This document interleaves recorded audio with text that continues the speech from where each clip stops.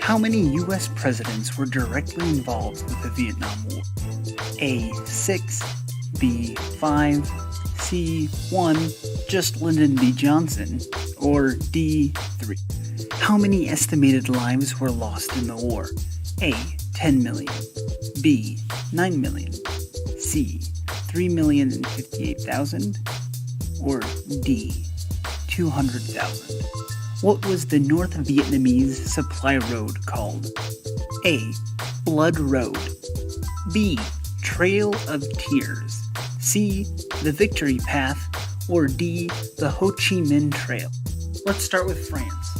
In the mid-1800s, France colonized Vietnam and many other parts of Asia. This lasted until World War II, when the Japanese took Vietnam from the French.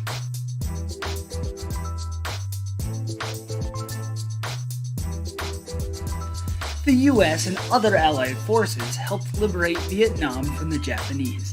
This made us some friends over there, including a man named Yung Shin Kong.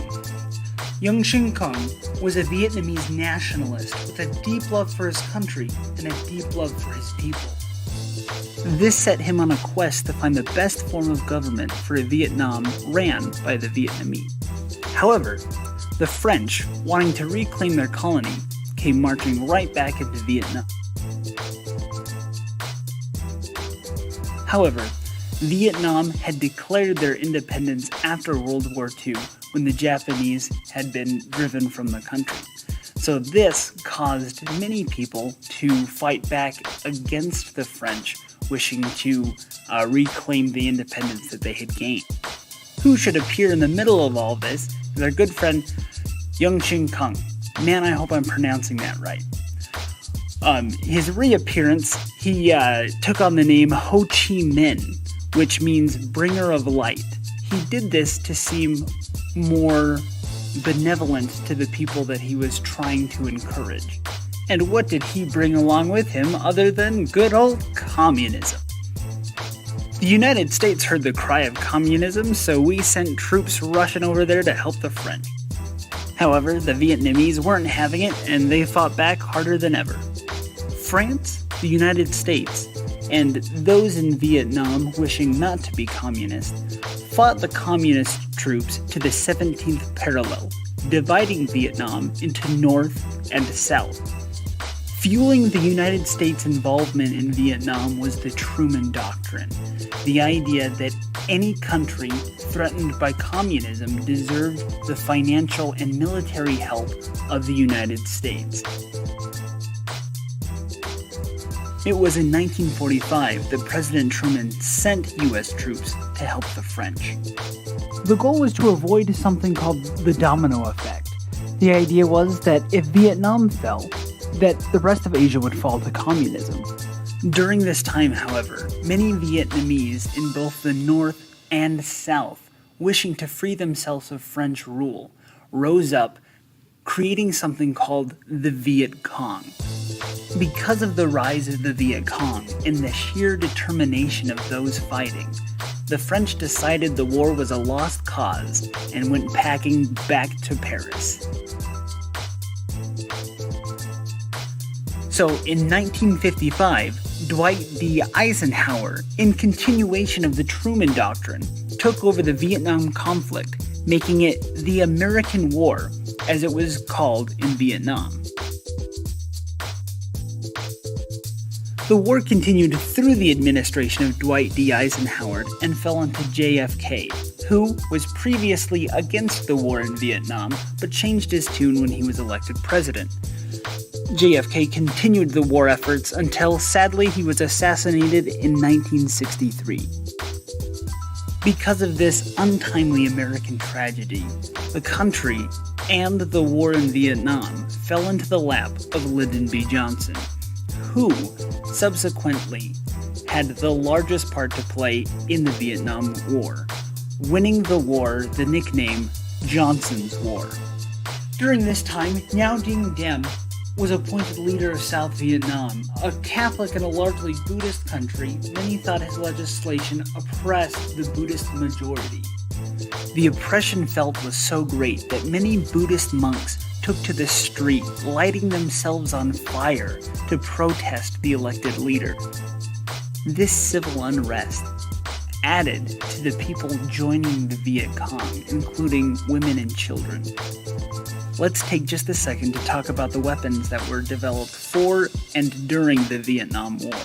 Riverboats were used to navigate the many rivers in Vietnam and to avoid traveling through the dense, unfamiliar jungle. Agent Orange is a dense, deadly chemical weapon used during the Vietnam War. It sadly had a lasting effect on the land and people where it was deployed and has since been outlawed in the field of war. Napalm is a jellified explosive used only by the Americans in the dense jungles of Vietnam. Sadly, it was very unforgiving and claimed many lives on both sides of the battle. Because of the lack of open space in the deep jungle, helicopters were introduced to get in and out where airplanes could not.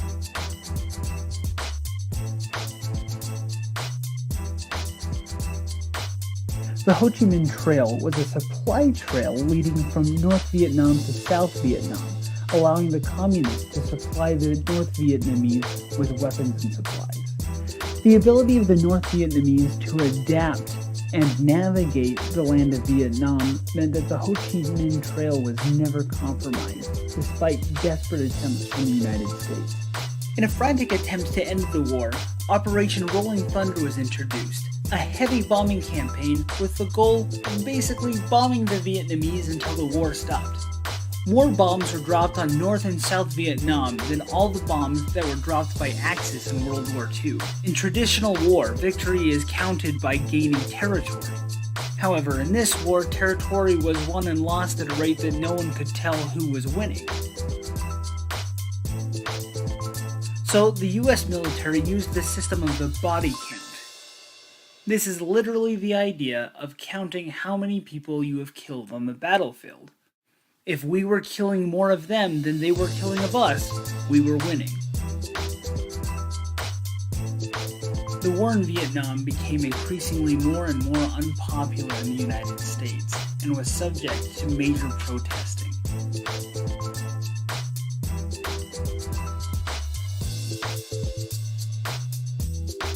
A large part of this was the disproportionate number of lower-income Americans versus higher-income Americans that were being drafted into the military. Basically, if you could afford to go to the university, you were exempt from the draft. When Richard Nixon was elected in 1969, he brought with him many ideas to stop the war in Vietnam. One of these was called Vietnamization. This idea was to prepare and equip South Vietnam to completely take over the war in a few years. In 1973, the Paris Peace Agreement was signed, allowing the U.S. to withdraw their troops from Vietnam. The war ended between the North and the South in 1975, ending in a communist victory.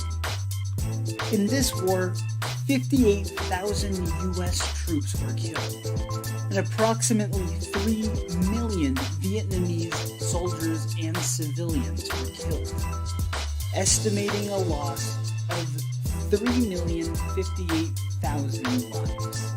This was technically the first war that America had lost.